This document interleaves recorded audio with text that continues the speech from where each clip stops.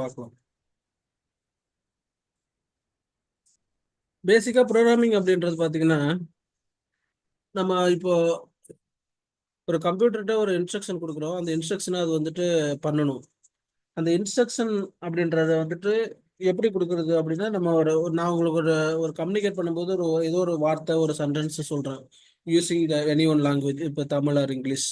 So அதே மாதிரி கம்ப்யூட்டர்கிட்ட நம்ம இன்ஸ்ட்ரக்ஷன் கொடுக்கறதுக்காக சில லாங்குவேஜ் வந்து டெவலப் பண்ணி வச்சிருக்காங்க. அதுதான் நம்ம வந்து ப்ரோக்ராமிங் லாங்குவேஜ் அப்படின்னு சொல்றோம். ஃபார் எக்ஸாம்பிள் சின்னு ஒரு லாங்குவேஜ் இருக்கு, C++ன்னு இருக்கு, C#, ஜாவா, பைத்தான், இதெல்லாம் வந்துட்டு ப்ரோக்ராமிங் லாங்குவேஜ். ஒன்னொன்று வேற வேற பர்பஸ், இல்லை வேற வேறையான தேவையை பொறுத்து மல்டிபிள் லாங்குவேஜஸ் இருக்கு. நம்ம இதை படிக்கும்பொழுது நீங்க ஈஸியாக படிக்கிறதுக்கான இதையே சொல்லிடுறேன். நீங்க ஜாட்ஜிபிடி யூஸ் பண்ணியும் படிக்கலாம், இல்லை W3 ஸ்கூல்ஸ் இருக்கு அதுலேயும் போய் படிக்கலாம். இந்த W3 ஸ்கூல்ஸ், இந்த W3 ஸ்கூல்ஸில் போயிட்டீங்கன்னா எதனாவது ஒரு லாங்குவேஜ் எடுத்துக்கோங்க. ஃபார் எக்ஸாம்பிள் இப்போ சின்ற லாங்குவேஜ் ஃபர்ஸ்ட் ஒரு இன்ட்ரோடக்ஷன் தெரிஞ்சுக்கிறதுக்காக, ஏன்னா அது கொஞ்சம் ஸ்ட்ரைட் ஃபார்வர்டாக இருக்கும். நீங்க ஸ்கிரீன் ஷேர் பண்றீங்களா? ஸ்கிரீன் தெரியல. ஒரு நிமிஷம் ஸ்கிரீன் ஷேர் பண்ணுங்க. சாரி, நான் பண்ணுறேன்.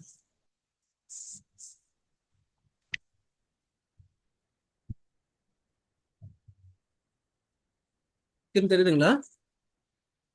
ஸ்கிரீன் தெரியுது இப்போ. இப்போ இதுதான் இந்த W3schools.com. இதில் லாகின் பண்ணிக்கோங்க.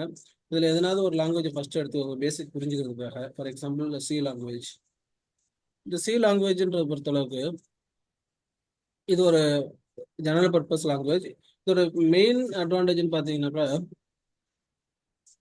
ஆப்ரேட்டிங் சிஸ்டம் மாதிரி சிஸ்டம் ஓரியன்ட் அப்ளிகேஷன்ஸ்லாம் இதில் டெவலப் பண்ணலாம். இப்போ விண்டோஸ் ஆப்ரேட்டிங் சிஸ்டம், இந்த மாதிரி யூனிக்ஸ், இந்த மாதிரி ஆப்ரேட்டிங் சிஸ்டம்ஸ்லாம் இது டெவலப் பண்ணுறதுக்கு ரொம்ப கன்வீனியன்ட்டாக இருக்கும். சிஸ்டம் ரிலேட்டட் ப்ரோக்ராமிங் அது இல்லாமல் ஜெனரலாகவும் நம்மளால் அது யூஸ் பண்ண முடியும். இந்த லாங்குவேஜை நீங்கள் படிக்க ஆரம்பிச்சிங்கன்னா உங்களுக்கு படிக்கிறது ஈஸியாக இருக்கும். இந்த லாங்குவேஜை பொறுத்தளவுக்கு என்னென்னா, இந்த லாங்குவேஜுக்கான பேசிக் டெஃபினேஷனே ப்ரொடியூசரல் ஓரியன்ட் லாங்குவேஜ்னு சொல்லுவாங்க.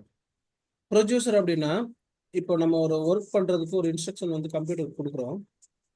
ஃபார் எக்ஸாம்பிள்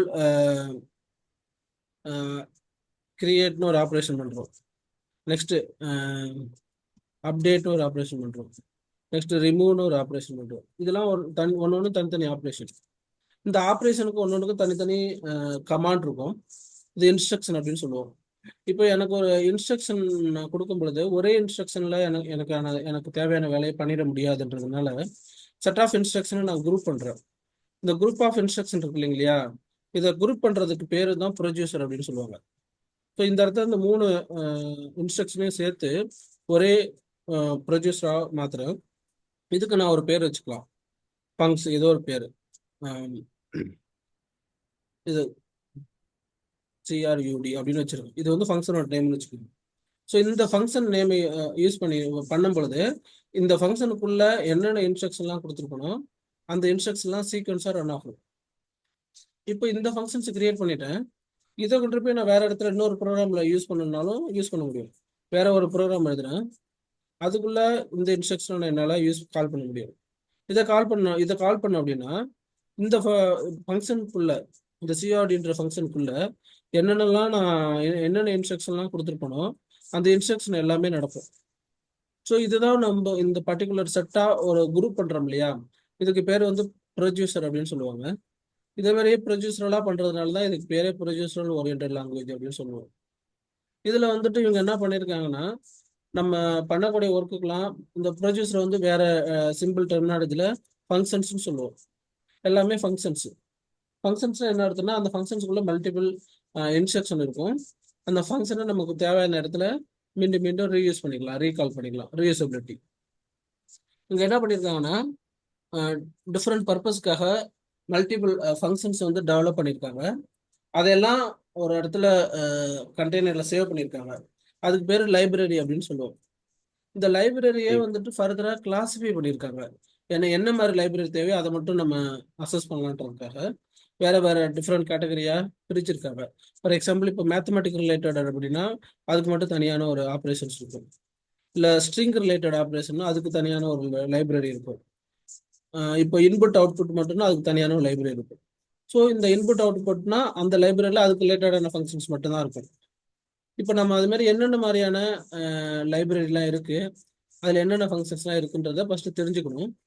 ஃபார் எக்ஸாம்பிள் இப்போ பிரிண்ட்னு ஒரு ஃபங்க்ஷன் இருக்குன்னா இது எந்த ஃபங்க்ஷன்ஸில் எந்த லைப்ரரியில் இருக்குது அப்படின்றத நம்ம ஃபஸ்ட்டு ஒரு ஒரு ஓவர்வியூவாக தெரிஞ்சு வச்சுட்டோம்னா நமக்கு தேவையானதை அந்தந்த ஃபங்க்ஷன்லேருந்து எடுத்து யூஸ் பண்ணலாம். அதை நீங்கள் தனியாக படிக்கலாம். லிஸ்ட் ஆஃப் நீங்கள் இதுக்கு பதிலாக சாட் ஜிபிடியில் போனீங்கன்னா இன்னும் ஈஸியாக இருக்கும் இந்த மாதிரி கொஷின்ஸ்லாம் ஏதாவது கேட்குறதுக்கு.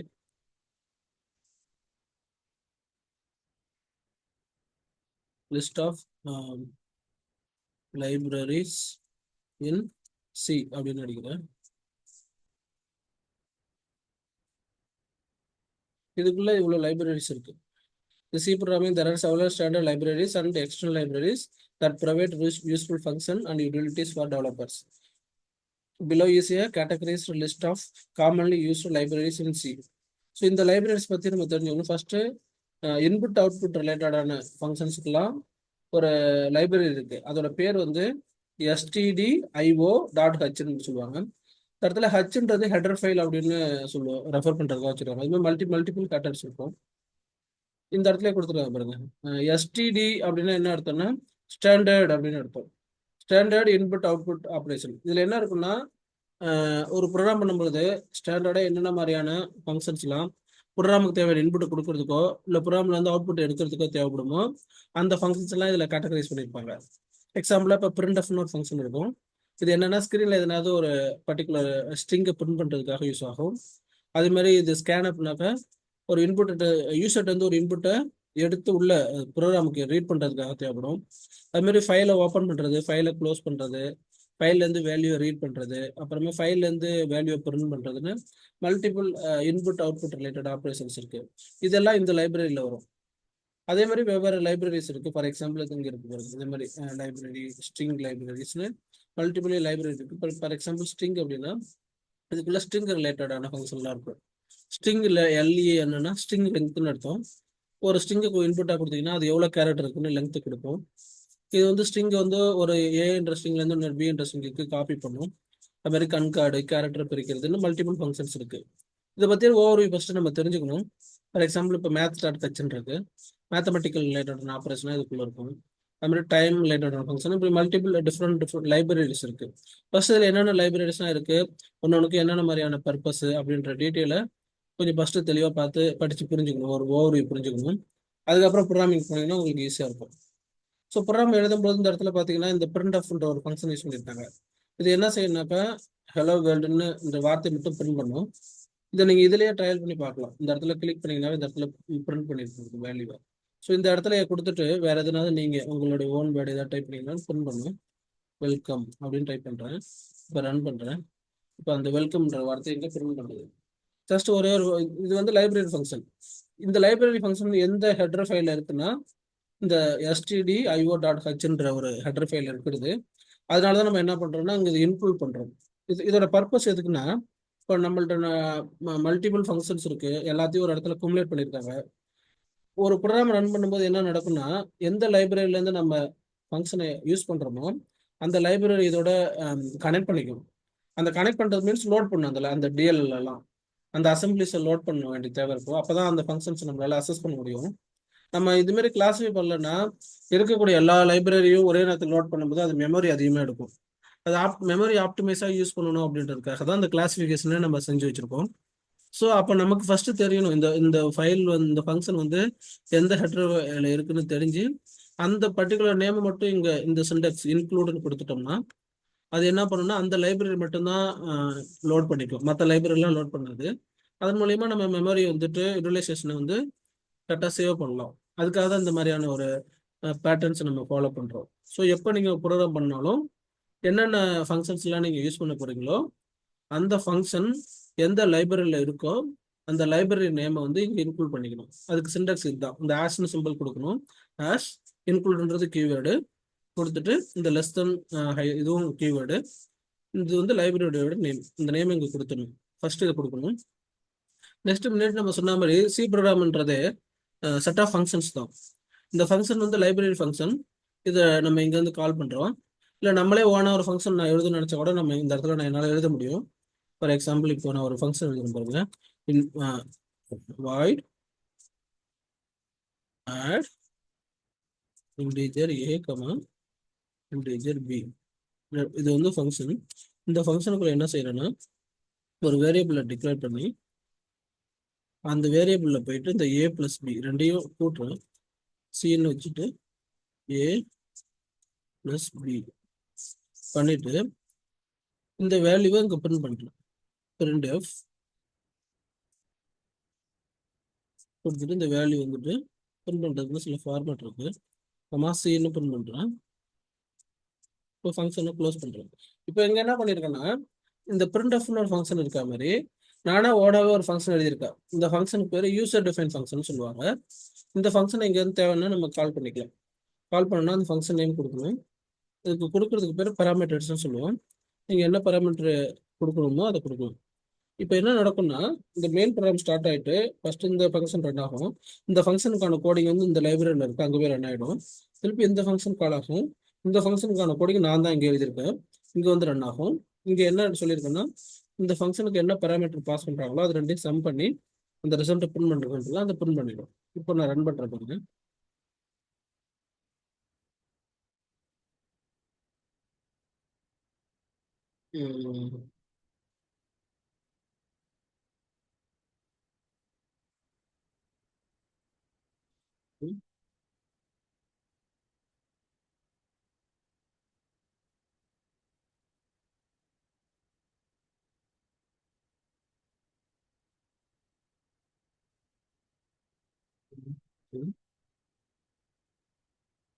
கான்ஃபிக் டைப் ஃபார் சார் அதுல பிரிண்ட் கொடுத்துக்கவில்ல, வேற ஏதோ கொடுத்துருக்கீங்க பிரிண்ட்டுக்கு ஸ்பெல்லிங் அதனால கூட இருக்கும். Correct correct print F.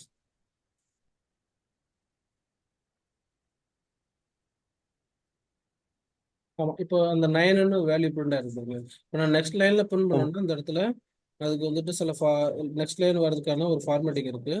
இப்படி கொடுப்போம் ஸ்லாஷ் n அப்படின்னு. இந்த ஸ்லாஷ் இந்த ஸ்லாஷ் இந்த ஸ்லாஷ் என்னன்னு கொடுத்துட்டு ரன் பண்ணீங்கன்னா இப்போ நெக்ஸ்ட் லைன்ல புது லைன்ல வந்து பிரிண்ட் ஆகும்.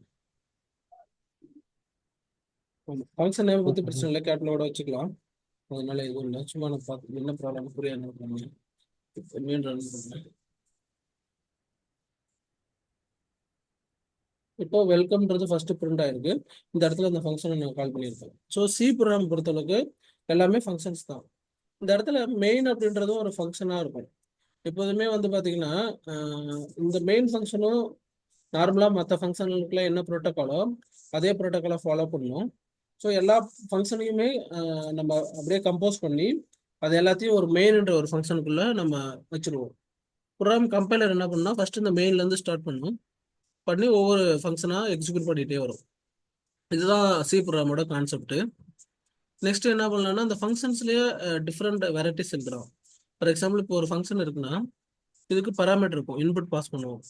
அதுமாரி ப்ரோக்ராம்லாம் வேலை முடிச்ச பிறகு எதனாவது வேல்யூ ரிட்டர்ன் பண்ண நினச்சா நம்ம ரிட்டர்ன் பண்ணலாம். இந்த ஃபங்க்ஷன் வழக்கு நான் இப்போ என்ன பண்ணிட்டேன்னா இந்த இடத்துலயே நான் பிரிண்ட் பண்ணிட்டேன், இந்த இடத்துலயே பிரிண்ட் பண்ணிட்டேன். பட் ஆனால் இப்படி பண்ணாமல் இந்த சியை நான் ரிட்டர்ன் கூட பண்ண முடியும். இங்கே போயிட்டு ரிட்டர்ன் சி அப்படின்னு பண்ணலாம். நான் அப்படி பண்ணணும்னா என்ன செய்யணும்னா என்ன வேல்யூ நான் ரிட்டர்ன் பண்ண போறேனோ அந்த டைப்போடைய அந்த டேட்டாவோட டைப்பை நான் இங்கே மென்ஷன் பண்ணுவேன், இன்டீஜர். அப்போ தான் அது ஒர்க் பண்ணும். ஸோ நான் இன்டீஜர்னு கொடுத்துட்டதுனால வேல்யூ ரிட்டர்ன் பண்ணிடும். ஆனால் இங்கே போயிட்டு எதனாவது ஒரு வேரியபிள் டிக்ளேர் பண்ணி நீங்கள் அதை கட் பண்ணணும். ஃபார் எக்ஸாம்பிள் ரிசல்ட்னு வாங்குறேன். இப்போ நான் அந்த இடத்துக்கு அந்த வேல்யூ ரிட்டர்ன் ஆகிடும். நான் இங்கே போய் பிரிண்ட் பண்ணலாம். பிரிண்ட் எஃப் ஸ்லாஷ் என் தென் பெர்சன்டேஜ் பி கமா ஆர் அப்படின்னா இங்கே பிரிண்ட் ஆகிடும். இப்போ ரன் பண்ணுறேன். அதே ரிசல்ட் தான். பட் ஆனால் என்னன்னா முன்னாடி இந்த ஃபங்க்ஷனுக்குள்ளேயே பிரிண்ட் பண்ணியிருந்தேன். இப்போ ஃபங்க்ஷனில் பிரிண்ட் பண்ணாமல் இந்த ஃபங்க்ஷன் வந்து ரிட்டர்ன் பண்ணி இங்கே கெட் பண்ணியிருக்கேன். ரிட்டர்ன் பண்ணும்போது இந்த இடத்துல இன்டீஜர்னு டைப்பை நான் மென்ஷன் பண்ணியிருக்கேன். இதுக்கு முன்னாடி வாய்டுன்னு சொல்லியிருந்தேன். வாய்டுனா இந்த ஃபங்க்ஷன் வந்து எந்த ஒரு வேல்யூமே ரிட்டர்ன் பண்ணாது அப்படின்னு அர்த்தம். இந்த மாதிரி ஒரு ஃபங்க்ஷனுக்குன்னு சில ரூல்ஸ் இருக்கு. ஃபங்க்ஷன் நேம் என்ன, இதில் என்னென்ன பராமீட்டர் அனுப்ப போகிறோம், பராமீட்டரோட டைப் என்ன. பராமீட்டர்ன்றது ஆப்ஷனல் தான், அனுப்பலாம் அனுப்பாமலாம் இருக்கலாம். அதே மாதிரி இந்த இடத்துல பார்த்தீங்கன்னா இந்த ஃபங்க்ஷன் என்ன வேல்யூ ரிட்டர்ன் பண்ண போகுது, ஏதாவது வேல்யூ ரிட்டர்ன் பண்ணால் அதோட டைப் என்னன்னு இங்கே கொடுக்கணும். எதுவுமே ரிட்டர்ன் இல்லைன்னா வாய்டுன்னு கொடுக்கணும். இந்த ப்ரோக்ராம் பொறுத்த அளவுக்கு மெயின் ஃபங்க்ஷனும் இதே ரூலுக்கு அப்ளிகேபிள் ஆகணுன்றதுனால இது என்ன ரிட்டர்ன் பண்ணும்போது அந்த வேலையை நாங்கள் இண்டிஜுவல்னு கொடுத்துருக்கோம். அதனால தான் இங்கே ரிட்டர்ன் 0ன்னு கொடுத்துருக்கோம். இன்கேஸ் இண்டியன் கொடுக்காம வாய்டு அப்படின்னு கொடுத்துட்டிங்கன்னா இந்த இடத்துல ரிட்டர்ன் 0ன்றது கொடுக்க வேண்டிய கட்டாயம் இருக்காது. ஏன்னா நம்ம எக்ஸ்க்ளூசிவாக இந்த function will not return anything அப்படின்னு சொல்லிட்டோம். இப்போயே ஒர்க் ஆகும். வாய்டு ஸ்மாலில் கொடுக்கணும். இந்த சியை பொறுத்த அளவுக்கு கேஸ் சென்சிட்டிவ் இது. இப்போ இருக்காது பாருங்க. ஸோ அதான் ரூல். அதோட ரூல் பேசிக்காக என்னன்னா ஒவ்வொரு ஃபங்க்ஷனும் ஒரு இன்ஸ்ட்ரக்ஷன் மாதிரி. இந்த ஃபங்க்ஷனுக்குன்னு டிஃபைன்டு ஆப்ரேஷன் இருக்கும். அந்த அந்த ஒர்க் அது பண்ணும். இந்த ஃபங்க்ஷனுக்குன்னு ஒரு டிஃபைன்டு ஆப்ரேஷன் இருக்கும். ஸோ ப்ரீ டிஃபைன்டாக மல்டிபிள் ஃபங்க்ஷன்ஸ் இருக்கு. அதில் என்னென்ன ஃபங்க்ஷன்ஸ் இருக்கு அப்படின்றத நம்ம தெரிஞ்சுக்கிட்டு அதை நம்ம தேவைக்கு தகுந்த மாதிரி யூஸ் பண்ணிக்கலாம். நமக்கு தேவைப்பட்டாலும் நம்மளும் புதுசாக ஒரு ஃபங்க்ஷன் எழுதலாம். அதுக்கு பேர் யூசர் டிஃபைன் ஃபங்க்ஷன் சொல்லுவோம். ஸோ இந்த யூசர் டிஃபைன் ஃபங்க்ஷனை நீங்கள் எழுதி யூஸ் பண்ணிக்கலாம். இதுதான் பேசிக்கு. இப்போ நீங்கள் என்ன பண்ணணும் அப்படின்னா இந்த பர்டிகுலர் சைட்டில் போயிட்டு ஒன்றுனா பேசிக்காக படிக்க ஆரம்பிங்க. இங்கே என்னென்னலாம் கொடுத்துருக்காங்கன்னு. இப்போ நான் ஓரளவுக்கு ஐடியா கொடுத்துருக்கனால பேசிக்காக உங்களுக்கு புரியும். நெக்ஸ்ட் இங்கே என்ன சொல்லியிருக்காங்க,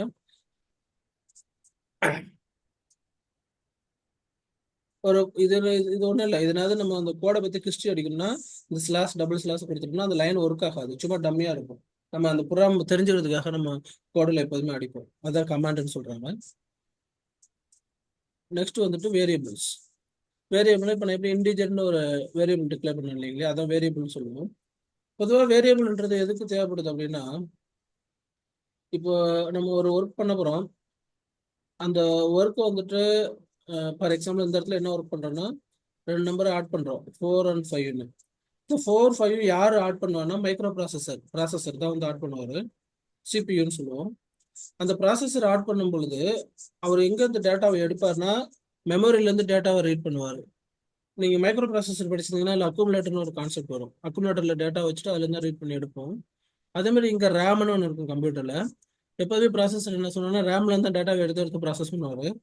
நம்ம என்ன ஒரு ஒர்க் பண்ணணும்னாலும் ஃபஸ்ட்டு ரேமில் போய் நம்ம நம்மளுடைய டேட்டாவை வைக்கணும். டேட்டாவை ரேமில் வச்சுட்டு எந்த இடத்துல வச்சுருக்கோம்னு அந்த இடத்தோட அட்ரஸ் வந்து மைக்ரோ ப்ராசஸருக்கு சொன்னால் தான் அவர் ப்ராசஸ் பண்ணுவார். அந்த எந்த இடத்துல வைக்கணுன்றதுக்காக வேண்டி தான் அந்த வேரியபிள் டிக்ளேர் பண்ணுறோம். இது என்ன செய்யும் அப்படின்னா ஆப்ரேட்டிங் சிஸ்டம் இந்த மாதிரி டிக்ளேர் பண்ணும்போது நமக்காக ரேமில் ஒரு ஏரியாவை அலோகேட் பண்ணி அந்த இடத்துக்கு டெம்பரரியாக ஏன்னு பேர் கொடுத்துக்கணும். அப்போ ப்ராசஸர்கிட்ட போய் சொல்லும் அந்த ஏன்ற மெமரி இருக்குல்ல அந்த இடத்துல இருக்க வேல்யூ எடுத்து நீ சம் பண்ணுங்கன்னு சொல்லி எடுத்து சொல்லும். ஸோ அதை எடுத்து ப்ராசஸ் பண்ணும். அப்போது இந்த கண்டெய்னர் இல்லாமல் நம்மளால எந்த ஒரு ஒர்க்குமே பண்ண முடியாது. இது நம்ம சிம்பிளாக புரிஞ்சுக்கணும்னா இப்போ நம்ம குக் பண்ணும்போது எப்படி ஒவ்வொரு இன்க்ரீடியும் பொருளையும் ஒரு கண்டெய்னர் எடுத்து வச்சுட்டு தான் ப்ராசஸ் பண்ணுவோம்ல. ஒரு மில்க்னா அதுக்கு ஒரு கண்டெய்னர் வேணும், சுகர்னா அதுக்கு ஒரு கண்டெய்னர் வேணும். கண்டெய்னரும் இல்லாமல் நம்மளால சமையல் பண்ணவே முடியாது. ஏன்னா அந்த சமையல் பண்ணுற நேரத்தில் அந்த ப்ராசஸ் வந்து அடுத்தடுத்த ஸ்டெப்பு குயிக்காக நடந்துகிட்டே இருக்கணும். ஃபர்ஸ்ட் ஆயில் போட்டதும் கொஞ்சம் நேரத்தில் உடனே கடுகு போடணும்னா அந்த இன்பிட்வீனில் இப்போ அதை நம்ம பண்ணணும். அப்போ அந்த அந்த ஃபைனல் ப்ராடக்ட் கரெக்டாக வரும். அந்த இன்டர்வலுக்குள்ளே நம்ம பண்ணுறதுக்காக அந்த பொருளெல்லாம் ஃபர்ஸ்ட்டு நம்ம சின்ன எல்லா கண்டெய்னர்லையும் கலெக்ட் பண்ணி வச்சுட்டு தான் ப்ராசஸ் ஸ்டார்ட் பண்ணுவோம். அப்போ தான் ப்ராசஸ் பண்ண முடியும். அதுமாதிரி இங்கே ப்ராசஸர் வந்து நம்ம ஃபாஸ்ட்டாக பண்ணுறதுனால டேட்டா வந்து கீபோர்டில் இருந்தோ இல்லை மவுஸில் இருந்தோ இந்த மாதிரி இன்புட் டிவைஸ்லேருந்து நம்மளால ப்ராசஸை ஸ்டார்ட் பண்ண பிறகு கொடுக்க முடியாது. ப்ராசஸ் ஸ்டார்ட் பண்ணுறதுக்கு முன்னாடியே அவர்கிட்ட போய் சேவ் பண்ணி வச்சிடணும் மெமரியில். அதுக்காக கண்டெய்னருக்காக இந்த இந்த இந்த வேரியபிள் டிக்ளரேஷன். சிம்பிளாக நம்ம ஒரு ஒரு ஒரு கண்டெய்னர் நமக்காக அலோகேட் பண்ணிக்கிறோம் நம்ம பொருளை அங்கே ஹோல்டு பண்ணி வைக்கிறதுக்காக. ஹோல்டு பண்ணிட்டு இந்த கண்டெய்னர் இருக்கிற டேட்டாவை எடுத்து இந்த ப்ராசஸ் பண்ணுங்க அப்படின்னு கம்யூனிகேட் பண்ணுறோம். அதான் அதோடைய பேசிக் மெத்தட் ஐடியாவே தான். இப்போ அப்படி அலோகேட் பண்ணும்போது நம்மளுடைய டேட்டா எவ்வளோ சைஸ் இருக்கோ அந்த தேவைக்கு தகுந்த மாதிரி எவ்வளோ சைஸ் வேணாலும் நம்ம டிஃபைன் பண்ணி நம்ம சொல்லலாம். எனக்கு 1 byte கொடுங்க, எனக்கு 2 byte கொடுங்க. ஃபார் எக்ஸாம்பிள் 1 liter கண்டெய்னர் கொடுங்க, 2 liter கண்டெய்னர் கொடுங்க. நமக்கு தேவைக்கு தகுந்த மாதிரி அலோகேட் பண்ணிக்கிற மாதிரி நம்மளோட டேட்டாவோட சைஸ்க்கு தகுந்த மாதிரி நம்ம அலோகேட் பண்ணிக்கலாம். அதை புரிஞ்சுக்கிறது அதை கம்யூனிகேட் பண்ணுறது அந்த டேட்டா டைப் சொல்கிறோம். இப்போ இன்டீஜர் அப்படின்னு சொன்னீங்கன்னா 2 bytes அலோகேட் ஆகிற மாதிரி டிஃபைன் பண்ணியிருக்காங்க. அதுமாதிரி இந்த இடத்துல ஒவ்வொன்றுக்கு எவ்வளோ பைட்ஸ் அலோகேட் ஆகணும். ஃபார் எக்ஸாம்பிள் இன்டீஜர்னா இவ்வளோ மேக்ஸிமம் இந்த நம்பர்லேருந்து இந்த நம்பர் வழி பண்ணலாம். ஃப்ளோட்டுனா இது, கேரக்டர்னா இதுன்னு மல்டிபிள் டேட்டா டைப்பை டிஃபைன் பண்ணி வச்சுருக்காங்க. ஃபர்ஸ்ட் நம்ம அதை தெளிவாக புரிஞ்சுக்கணும் என்னென்ன டேட்டா டைப்ஸ் இருக்குது, அதுக்கு ஒன்றுக்கு என்னென்ன ரேஞ்சு, அந்த ரேஞ்சுக்குள்ளே எவ்வளோ வேல்யூ நம்மளால் சேவ் பண்ண முடியும் அப்படின்றத நம்ம அந்த அந்த லிஸ்ட்டை பார்த்து தெரிஞ்சுக்கணும். இதில் அந்த டேட்டா டைப் சொல்லியிருக்காங்க. நீங்கள் குயிக்காக ஆன்சர் வேணும்னா மீண்டும் சார்ஜிபிளே கேட்டுக்கோங்க. data types in C.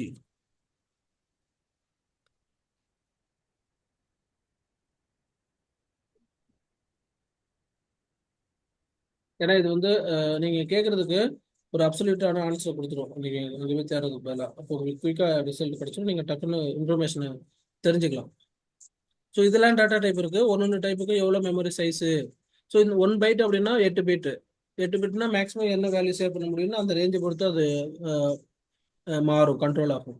So அந்த ரேஞ்சுக்கு மேலே அதில் சேவ் பண்ண முடியாது. ஃபார் எக்ஸாம்பிள் 1 லிட்டர் கண்டெய்னரில் நீங்கள் 2 லிட்டர் மில்க் ஊற்றுறீங்கன்னா மீதெல்லாம் ஓவரில் போய் வீணாக போயிடும். அதே மாதிரி தான் இங்கேயும் நீங்கள் டேட்டாவோட எவ்வளோ ஒரிஜினல் டேட்டா ப்ராசஸ் பண்ணுமோ அதோட கம்மியான மெமரி அலோகேட் பண்ணிங்கன்னா டேட்டா ஓவரில் போய் வேஸ்ட் ஆகிடும். கரெக்டான சைஸ் அலோகேட் பண்ணணும். தேவையில்லாமல் அதிகமான சைஸ் அலோகேட் பண்ணாலும் அது மெமரி யூட்டிலைசேஷன் இல்லாமல் போயிடும். அப்போது வேற தேவையான இடத்துக்கு மெமரி இல்லாமல் போயிடும். ஸோ எங்கே என்ன தேவையோ அதுக்கு தகுந்த மாதிரி ஆப்டிமைசராக யூஸ் பண்ணுறதுக்கு நம்ம டேட்டா என்னன்றதையும் தெரிஞ்சு வச்சுக்கணும். நெக்ஸ்ட் வந்து என்ன மாதிரியான டேட்டா டைப்பை நம்ம அந்த டேட்டாவுக்கு யூஸ் பண்ணணும்னு தெரிஞ்சுக்கிட்டா யூஸ் பண்ணும்போது ப்ரோக்ராமும் பெர்ஃபார்மன்ஸும் நல்லாயிருக்கும். நம்மளோட ரிசோர்ஸும் ஆப்டிமைஸ்டாக யூஸ் ஆகும். அந்த மாதிரி கரெக்டாக யூட்டிலைஸ் பண்ணுறதுக்காக தான் அந்த டேட்டா டைப்ன்ற கான்செப்டை எல்லா ப்ரோக்ராமிங் லாங்குவேஜ்லையுமே வச்சிருக்காங்க. இதை பற்றி டீட்டெயிலாக படிங்க. படிச்சுட்டு அதில் எதுனா கொஸ்டின் இருந்தாலும் கேளுங்க. இந்த இடத்துலையும் கொடுத்துருக்காங்க. இப்போ வேரியபிள்ஸ் சொன்னீங்கன்னா இந்த இதில் வந்து இங்கேயே தனியாக டேட்டா டைப்ஸ்னு ஒரு டாப்பிக்கை கொடுத்துருக்காங்க. இதில் போனீங்கன்னா ஃபுல்லாகவும் கொடுத்துருப்பாங்க. ஒரு டேட்டா டைப்புக்கும் சாம்பிள் ப்ரோக்ராமும் கொடுத்துருப்பாங்க. இந்த இடத்துல ட்ரை அவுட்னு கொடுத்துருக்காங்க. இப்போ இந்த ப்ரோக்ராம் நீங்கள் பண்ணணும்னா இங்கே தெரிஞ்சுக்கலாம். இந்த இடத்துல என்ன மீனிங் அப்படின்னா இண்டிவிஜுவலாக ஒரு நம்பர் டிக்ளேர் பண்ணியிருக்காங்க. இதை பிரிண்ட் பண்ணும்போது இந்த இடத்துல ஒரு ஃபார்மேட் ஸ்பெசிஃபிகேஷன் கொடுத்துருக்காங்க பாருங்க, இந்த டின்னு சொல்லிட்டு. இதை கொடுத்தா தான் நம்பர் பிரிண்ட் ஆகும். இது மாதிரி ஒவ்வொரு டேட்டா டைப்புக்கும் ஒரு ஃபார்மேட். இது இந்த பிரிண்ட் எஃப்ன்ற மீனிங்கை ஃபார்மேட்டட் பிரிண்ட் எடுத்தோம். அதனால தான் எஃப்ன்ற ஒரு லெட்டர் இங்கே யூஸ் பண்ணியிருக்காங்க. ஸோ இது வந்து ஒரு ஃபார்மேட்டாக பிரிண்ட் ஆகும். என்ன ஃபார்மேட்ன்றதை டிசைட் பண்ணுறதுக்காக தான் இங்கே இப்படி கொடுத்துருக்காங்க. இப்போ இதே 5 கேரக்டருக்கு நான் டி கொடுக்காம சின்னு கொடுத்தேன்னா அதே அந்த 5க்கு ஈக்குவலான கேரக்டர் பிரிண்ட் ஆகும். அஸ்கி கேரக்டர் பிரிண்ட் ஆகும். இது வேற ஒரு கேரக்டர் பிரிண்ட் ஆயிடுச்சு. ஏன்னா நான் இங்கே ஃபார்மேட் வந்து சின்னு மாற்றிட்டேன், டின்னு வைக்கல. டின்னா தான் நம்பர் பிரிண்ட் ஆகும். சின்னா அந்த நம்பருக்கு ஈக்குவலான கேரக்டர் பிரிண்ட் ஆகும். இதுதான் அதோட கான்செப்ட். ஸோ நீங்கள் ஈவன் நீங்கள் நம்பராக சேவ் பண்ணியிருந்தா கூட நம்பராக இருக்கட்டும், கேரக்டராக இருக்கட்டும், இல்லை வாய்ஸாக இருக்கட்டும், இமேஜாக இருக்கட்டும், எல்லாமே மெமரியில் வந்து பைனரியாக தான் சேவ் ஆகும். ஆனால் அதை வந்து நம்ம எடுத்து டிஸ்பிளே பண்ணும்போதோ இல்லை அவுட்புட்டில் கொண்டு வரும்போது என்ன மாதிரி ஃபார்மேட்டில் கொண்டு வரணுன்றதை நம்ம தான் கொடுக்கணும். ஸோ இந்த நம்பர் மை நம்பர்ன்ற வேரியபிளில் 5ன்னு வேல்யூ சேவ் பண்ணியிருக்கேன். ஆனால் பிரிண்ட் பண்ணும்போது கேரக்டராக பிரிண்ட் பண்ணதுனால இந்த மாதிரி ஒரு கொஸ்டின் மார்க்ன்ற ஒரு கேரக்டர், அந்த question mark is equal to the 5 ASCII character. அது இதுதான் இதோட பேசிக்கான கான்செப்ட். ஸோ இந்த ஃபுல் டாப்பிக்குமே ஒன்றா நீங்கள் இந்த ட்ரை அவுட்னு கொடுத்து நீங்கள் பண்ணலாம். நான் சொல்லும்போது ஈஸியாக உங்களுக்கு புரியும் தான். பட் ஆனால் நீங்கள் ஒரு ரியல் டைமாக ப்ரோக்ராம் பண்ணும்போது அதிகமான ப்ராக்டிஸ் பண்ணால் தான் அது உங்களுக்கு கிளியராக அதை விட்டு ஒரு ஜாப்புக்கு போகிறதுக்கோ இல்லை இன்டர்வியூக்கோ கொஸ்டினுக்கோ ஆன்சர் பண்ணுறதுக்குலாம் உங்களுக்கு கரெக்டாக இருக்க முடியும். நீங்கள் எவ்வளோ எக்ஸசைஸ் பண்ணுறீங்களோ அதை பொறுத்து உங்களுக்கு அதை பற்றி கிளாரிட்டி கிடைக்கும். அதனால் நீங்கள் தான் எக்ஸசைஸ் பண்ணணும். பண்ணிட்டு நீங்கள் மீண்டும் கொஸ்டின் கேட்டிங்கன்னா நான் உங்களுக்கு சொல்லித் தருவேன். இந்த இடத்துல சாம்பிளும் கொடுத்துருக்காங்க. இந்த மாதிரி what data type use the whole number. இந்த ஹோல் நம்பர் அப்படின்னா முழு நம்பர், ஃப்ராக்ஷன் இல்லாமல் வரும். ஃப்ளோட்னா ஹோல் நம்பர் கிடையாது, வித் ஃப்ராக்ஷனோட வரும். கேரக்டர்னா கேரக்டருக்காக, டபுள்ன்றதும் ஃப்ராக்ஷன். இந்த இடத்துல இண்டிவிஜுவல் தான் வந்துட்டு ஹோல் நம்பரை சேவ் ஆகும். இதே மாதிரி நீங்கள் இந்த கொஸ்டின் அண்ட் ஆன்சரிங் கூட அட்டன் பண்ணி கரெக்டாக தப்பான்னு நீங்கள் தெரிஞ்சுக்கலாம். ஏன்னா அதுக்குலாம் இந்த சைட்டு ரொம்ப ஹெல்ப்ஃபுல்லாக இருக்கும் படிக்கிறதுக்கு. இதில் ஒவ்வொரு டேட்டா டைப்பும் தனித்தனியாக கொடுத்துருக்காங்க. அந்த டைப் எல்லாத்தையுமே நீங்கள் படிச்சு பாருங்க. வேரியபிள்னா டிக்ளேர் பண்ணுறது தான். ஸோ இந்த டேட்டா டைப்பை யூஸ் பண்ணி வேரியபிள் வந்து நம்ம டிக்ளேர் பண்ணிக்கலாம். இன்டிஜர், இந்த இடத்துல இன்டிஜர் டிக்ளேர் பண்ணியிருக்காங்க. ஸோ வேற டேட்டா டைப் வேணாலும் அதை டிக்ளேர் பண்ணிக்கலாம். அப்புறம் கான்ஸ்டன்ட் வேரியபிள் மாரி கான்ஸ்டன்ட்னா அந்த வேல்யூ மாறாது. வேரியபிள்ன்றதோட வேல்யூ வந்து மாறிட்டே இருக்கும். இங்கே கான்ஸ்டன்ட் கீவேர்ட் கொடுத்துட்டீங்கன்னா அதுக்கப்புறம் உங்களால் வேல்யூவை மாற்ற முடியாது. ஒரு தடவை அசைன் பண்ணிட்டீங்கன்னா அந்த வேல்யூ தான். இப்போ 15 பண்ணிட்டீங்க, இந்த மாதிரி அசைன் பண்ணிங்கன்னா எரர் வரும். ஆனால் வேரியபிள்னு டிக்ளேர் பண்ணீங்கன்னா இந்த கான்ஸ்டன்ட் கீவேர்ட் யூஸ் பண்ணாமல் பண்ணீங்கன்னா அது வேரியபிள். அப்படின்னா என்ன அர்த்தம்னா ஃபர்ஸ்ட் அசைன் பண்ணுவீங்க, மீண்டும் நீங்கள் அசைன் பண்ணாலும் அது அது ஒர்க் ஆகும். ஆனால் கான்ஸ்டன்ட்ன்றது யூஸ் பண்ணீங்கன்னா ஒரு தடவை தான் அசைன் பண்ண முடியும். அதுக்கப்புறம் இந்த வேல்யூ வேற யாருமே மாற்றவே கூடாது, இனிஷியலைசேஷன் மட்டும் தான் பண்ணுவேன் அப்படின்ற தேவைப்படும் போது நம்ம இதை யூஸ் பண்ணிக்கலாம். Next operators. ஆப்ரேட்டர்னா இப்போ மல்டிபிள் ஆப்ரேட்டர்ஸ் இருக்கு. அரித்மெட்டிக் ஆப்ரேட்டர்ஸ், ரிலேஷனல் ஆப்ரேட்டர்ஸ், அப்படி ஸ்ட்ரிங் ஆப்ரேட்டர்ஸ், மல்டிபிள் ஆப்ரேட்டர்ஸ் இருக்கு. ஃபார் எக்ஸாம்பிள் பிளஸ்னா அரித்மெட்டிக் ஆப்ரேட்டர், இது ரெண்டையும் சம் பண்ணி கொடுக்கும். இது ஒவ்வொரு ஆப்ரேட்டரையும் பற்றி நீங்கள் பாருங்கள். இப்போ அரித்மெட்டிக்லாம் ஈஸியாக தான் இருக்கும். Addition, subtraction, multiplication, division. இதில் ஒன்றே ஒன்று வந்து மாடுலஸ்ன்ற ஆப்ரேட்டர் கொஞ்சம் டீட்டெயிலாக தெரிஞ்சுக்கணும். மாடுலஸ்னா ரிமைண்டர் கொடுக்கும். ரிமைண்டர்னா இப்போ 5 இருக்கு, 5 வந்து 2ஆல் டிவைட் பண்ணால் இப்போ என்ன வரும்னா ரிமைண்டர் 1 வரும். ஏன்னா 2 2 4 4 போயிடுச்சுன்னா மீதி வந்து 1 மீதியை கொடுக்கும் இந்த மாடுலஸ்ன்ற ஆப்ரேட்டர். 1 கொடுக்கும். இப்போ நான் பண்ணுறேன் பாருங்க. இங்கே 5 இருக்கு, இங்கே நான் 0ன்னு கொடுத்துட்டேன்னு வச்சுக்கோங்களேன். இப்போ என்ன வரும்னு நினைக்கிறீங்க ஆன்சரு?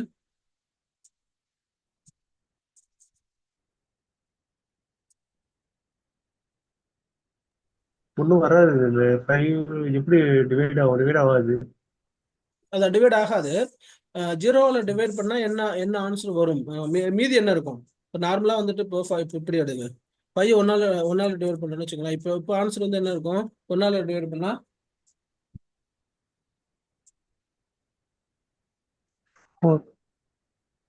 ரிமைண்டர், அதாவது 1ஆல் டிவைட் பண்ணும்போது 5 × 5 5 தானே, 5 5s இருக்கும், 5 1s இருக்கும் இல்லையா 5ல. அப்போ ரிமைண்டர் வந்து 0. 5 நிமிஷம் 5 ஆமாம், 5 5s இருக்கும்ல, ரிமைண்டர்னா 0 வரும் இங்கே. 0. என்ன தப்பு பண்ணியிருக்கேன்? ஒரு செமிகோலன் விட்டுட்டேன். ஆமாம், 0ன்னு வரும். ஏன்னா 5ல எத்தனை 1 இருக்குன்னு கேட்குறோம். 5 1 இருக்கும். ஓகே, மீதி என்னன்னு கேட்குறோம். மீதி 0. 5 1ஆல் வகுக்கும்போது 0. ஆமாம், 5 1ஆல் வகுத்தோம்னா மீதி 0. இப்போ 5 0ஆல் வகுத்தோம்னா மீதி என்ன அப்படின்னு போது 5 0ஆல் வந்துட்டு 0ஆல் வகுக்கிறதுன்றது வந்து வேலிட் இல்லை. ஸோ பொதுவாக நீங்கள் சொல்கிற மாதிரி டிவைடட் பை 0ன்ற ஒரு ப்ரோக்ராமிங் எரரே வந்துட்டு எல்லா ப்ரோக்ராமிங்லையுமே வரும். ஏன்னா அது 0ஆல் டிவைடே பண்ண முடியாது அப்படின்றதுனால. பட் ஆனால் இந்த இடத்துல ப்ரோக்ராமிங் இது பொறுத்தளவுக்கு இது ஒரு மேஜரான கொஷின். டிவைடட் 0வில் டிவைட் பண்ணால் என்ன வரும்னு நீங்கள் தனியாக பாருங்கள். இதை பற்றி நம்ம மீண்டும் இது ஒரு சில இடத்துல நம்ம வந்துட்டு இதை யூஸ் பண்ணுவோம். எங்கே யூஸ் யூஸ் பண்ண வரும்போது நான் அதை பற்றி நான் சொல்கிறேன் இந்த வார்த்தை. இந்த ஆப்ரேட்டர் மட்டும்தான் உங்களுக்கு டிஃப்ரெண்டாக இருக்க வாய்ப்பு இருக்கு. மற்றதெல்லாம் நார்மலான அரித்மெட்டிக் ஆப்ரேட்டர்ஸ் தான். இது இல்லாமல் இந்த அரித்மெட்டிக் ஆப்ரேட்டர்ஸ் இந்த மாதிரி இதில் கொடுத்துருக்காங்க. என்ன பண்ணியிருக்காங்கன்னா, இப்போ இதை ரன் பண்ணி காமிக்கிறேன் பாருங்களேன். ஃபர்ஸ்ட் இன்டீஜர் எக்ஸ்னு ஒரு வேரியபிள் டிக்ளேர் பண்ணியிருக்காங்க. நெக்ஸ்ட் இப்போ நம்ம நார்மலாக இந்த லைனோட மீனிங் என்னன்னு கேட்டால் x is equal to x plus 5ன்னு அர்த்தம். இப்படி கொடுக்கறது போல நம்ம இப்படி கொடுக்கலாம். இப்படி கொடுத்தாலும் ஒன்று தான். நான் இந்த இடத்துல கமாண்ட் போட்டிருக்கேன். டபுள் ஸ்லாஷ்னா கமாண்டு. இந்த லைனை வந்து இது கன்சிடர் பண்ணாது. இப்போ நான் ரன் பண்ணுறேன் பாருங்க. என்ன இங்கே 5ன்னு இருக்கு. இங்கே x plus is equal to 5னா x is equal to x plus 5ன்னு அர்த்தம். அப்போ என்ன பண்ணணும்னா எக்ஸில் என்ன இருக்கோ அதோட 5 கூட்டி திருப்பி எக்ஸுக்கு அசைன் பண்ணிடும். அப்போ 10 + 5 15 ஒரு ஆன்சரு. ஆமாம், அங்கே 15 வந்திருக்கு ஆல்ரெடி. ஸோ இப்போ இது என்ன தெரிஞ்சுக்கணும் அப்படின்னா, இந்த மாதிரி ஒரு ஆப்ரேட்டர் இருக்கு. எக்ஸ் பிளஸ் என்ன ஆப்ரேட்டர், எல்லா ஆப்ரேட்டருமே இருக்கு. எக்ஸ் பிளஸ் போடலாம், எக்ஸ் மைனஸ் போடலாம். எல்லா அரித்மெட்டிக் ஆப்ரேட்டருமே நம்மளால இப்படி யூஸ் பண்ண முடியும். எக்ஸ் மைனஸும் போடலாம், எக்ஸ் மைனஸ் 3. எக்ஸ் எப்படின்னா X minus is equal to 3 அப்படின்னு போட்டிங்கன்னா இதோட அர்த்தம் என்னன்னா X is equal to X minus 3 அப்படின்னு அர்த்தம். இதோட அர்த்தம் இப்படி கொடுக்க முடியும். இப்போ ஆன்சர் பார்த்தீங்கன்னா 10 + 5 15 15 - 3 12 அப்படின்னு ஆன்சர் வரும்.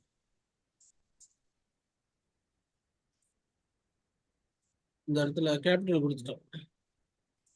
இது கேஸ் சென்சிட்டிவ் லாங்குவேஜ், அதனால சும்மா தான் கொடுக்கணும்.